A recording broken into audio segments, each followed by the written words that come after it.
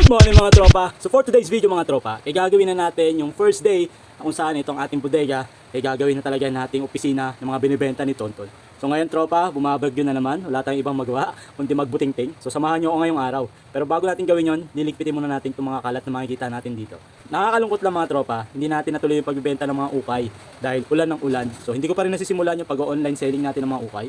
So focus pa rin tayo sa mga laruan, sa mga binibenta ni Tonton. So ngayong araw, since napakarami na nating laruan, nahihirapan na ako maghanap kapag may bumibili ng mga lumang post natin, hindi ko na siya mahanap. So ngayong araw, sisimulan natin. Ang unang gagawin natin ngayong araw mga tropa is pipinturahan lang natin yung kabilang side. Yung pader lang muna kasi sa tingin ko yun lang yung kaya natin gawin sa araw na to. And after nun, kapag napinturahan natin, try kong ihabol yung shed kung kaya natin o kaya natin tapusin ngayong araw. Since may pasok ako bukas. First day ko na bukas, wala pa rin tayo nasisimulan dito sa project natin. So ngayon, samahan niyo ako. Unang gagawin natin, linisin muna natin itong mga laruan. Saka ako na isusort kapag natapos na yung shelf natin para mabawasan syempre. Kung may shelf na tayo, madi-display ko na yung mga pwede natin i-display ng mga laruan. And then after nun, tutuloy natin sa susunod na araw, yung kabilang side naman, pipinturahan natin at the same time lalagyan din natin ng shelf. Ang problema mga tropa, kanina nag-canvas kami ni Mrs. Ang mahal ng paluchina mga tropa, 40 pesos ang 1 kilo. So nag-try ako kanina, meron akong nagustuhan na paluchina. Nung tinimbang, 100 pesos. Imagine 100 pesos, napakamahal. So naisip ko, meron ako ditong cabinet na hindi na ginagamit o dating lagayan namin ng sapatos. So ang gagawin ko, babaklasin ko siya mamaya kasi makakapal yung kahoy nun. Hinahanap ko kasi yung makakapal para pag nagpatong tayo ng mga mabibigat na laruan, hindi siya lulundo. At the same time, mas madali siyang i-screw kasi gagamitan lang natin siya ng bracket at saka ng toks.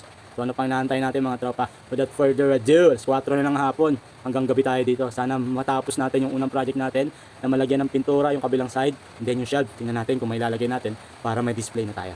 Tara, samahan niyo ako.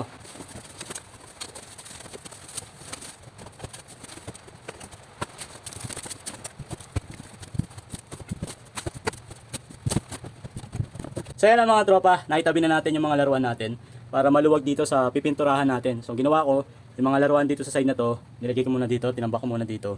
Tapos pinturahan natin itong pader, kapag natapos natin pinturahan, patutuyuin natin saglit. Tapos lalagyan na natin ng shelf. And then pag natuyo na, nalagyan natin ng shelf, yung ibang mga laruan natin, di-display na agad natin ngayong araw. Sana magawa natin.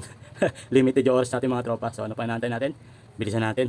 Tapos lang natin haluin yung pintura natin. Yung pintura na to mga tropa, medyo ano na to, expired na. Matagal na namin hindi nagamit. So ito rin yung ginamit ko doon sa CR. So ito yung tira. So ito yung gagamitin natin sa side na to. Ang bala ko kasi, ibang kulay sa side na to, ibang kulay din yung side sa likod. Para maganda tingnan, hindi lang isang kulay makikita natin once nag-live tayo. It's either white o anything na light yung color ilalagay natin dito sa kabilang side. So ano pa inaantay natin? Samahan nyo ako. Magpintura na tayo. Para kapag natuyo, try natin ilagay yung shelf kung kaya pa. Tara! Hindi nyo na pwede masisi kung ba't ganito. Ginaganapan ko lang na natural. Tsaka inagapan ko na mautal. Nilaban sinugal, ginapang minahal. Katagalan natutunan ko na tumagal. Tsaka alam ko naman na inaabangan na. Sa natabangan yung papakawalan para di naabangan. Kaso nga lang pala ba ng batang alabang. Kinalakihan ng galingan. Kaya nakasanayan ko makabuo na madiin. Di ko na malaya na pala. Inarating pati ako na bailing. Mga naniwala di ko pwede baguin. Di ko pwede pakitaan ng bitin. Mga tanga na kailangan pusugin ko pa din kahit kapisito na kilitiin. Alam ko na may mata na nagbabantay kung paano ko sasablay. Matyagang nag-aantay kung kailan ako tatamlay at lalaylay. Yung mga laway na makita ko na mahina. Umay na manira. Ngalay na manghila kasi nga wala. So ito na mga tropa. Nagawa na natin yung una nating task is yung pipinturahan natin yung side na to. So patutuyuin lang natin to mga tropa. For the meantime, habang pinapatuyo natin, ayusin na natin yung mga shelf natin. So yung shelf na sinasabi ko, hindi tayo bibili kasi medyo mataas yung budget na kailangan. So magtitipid tayo. So meron ako dito, yung dati kong patungan ng sapatos na hindi na ginagamit. So yun yung gagamitin natin. So kakalasin natin. Dahan-dahan natin kakalasin para hindi masira. Kasi malalapad yung kahoy na yun eh. So yun yung kailangan natin. And then yun yung gagamitin natin para maging shelf ng pader na to. Tara, simulan na natin. Ito yung kakalasin natin mga tropa. So dating cabinet to, lagayan ng sapatos. Mahal yung paluchina ngayon, 40 pesos ang kilo. So ito yung kakalasin natin mga tropa para maging shelf ng mga laruan natin sa mga binibenta ni Tonton. So ano pang inaantay natin?